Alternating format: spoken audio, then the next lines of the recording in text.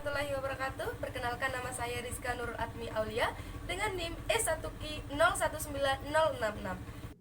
Pada kesempatan kali ini, saya akan menjelaskan mengenai fluida dinamis. Adik-adik, pernahkah kalian melihat pesawat? Nah, pasti pernah. Apakah yang kalian bayangkan ketika kalian melihat pesawat? Oke, pasti terbang. Tahukah kalian kenapa pesawat itu bisa terbang? Mari kita bahas di materi fluida dinamis. Sebelum kita lanjut ke fluida dinamis, apakah kalian tahu apa itu fluida? Fluida merupakan suatu zat yang mempunyai kemampuan untuk mengalir.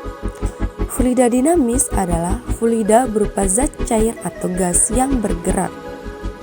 Fluida dianggap steady, mempunyai kecepatan yang konstan terhadap waktu. Tak termampatkan, tidak mengalami perubahan volume, tidak kental, tidak turbulen, atau tidak mengalami putaran-putaran. Dalam kehidupan sehari-hari, banyak sekali loh hal yang berkaitan dengan fluida dinamis. Ciri-ciri fluida dinamis. Pertama, alirannya tunak atau steady, yaitu aliran fluida mempunyai kecepatan yang konstan terhadap waktu. Dua, alirannya tak rasional, artinya pada setiap titik partikel fluida tidak memiliki momentum sudut terhadap titik tersebut. 3. Tak kental, artinya tidak mengalami gesekan baik dengan lapisan fluida di sekitarnya maupun dengan dinding tempat yang dilaluinya. Kekentalan pada aliran fluida berkaitan dengan viskositas. 4. Tidak kompresibel. Jika diberi tekanan, maka volumenya tidak berubah. Dan yang terakhir, fluida mempunyai arah aliran tertentu dan tidak terjadi turbulensi atau pusaran-pusaran. Jenis-jenis fluida dinamis. Pertama, aliran lurus atau laminer merupakan aliran fluida mulus, lapisan-lapisan yang bersebelahan meluncur satu sama lain dengan mulus.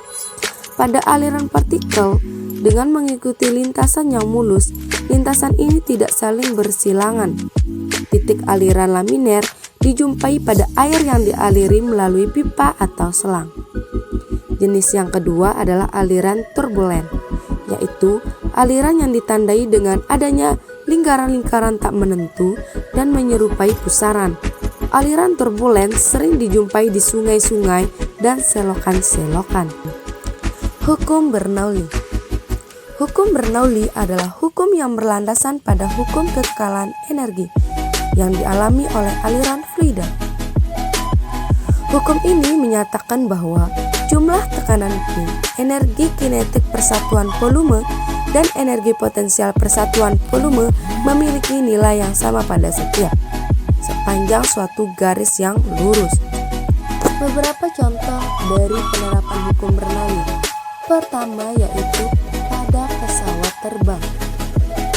Pesawat yang terbang bukan karena mesin, akan tetapi pesawat bisa terbang karena memanfaatkan hukum Bernoulli yang membuat laju aliran udara tepat di bawah sayap.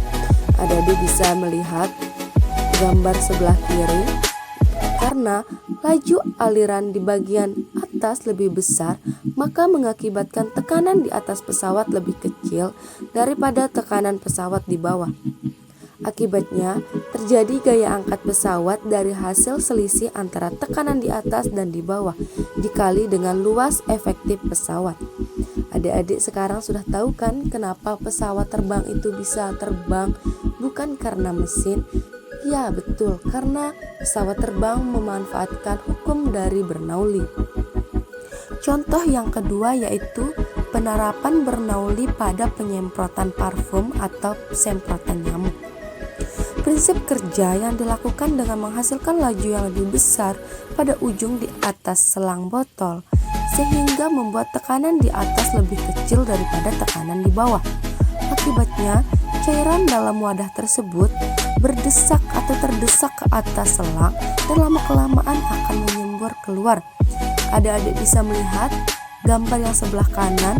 Di sini sudah terdapat beberapa keterangan ketika penyemprotan itu dilakukan, kenapa bisa keluar cairan yang ada di dalam wadah tersebut.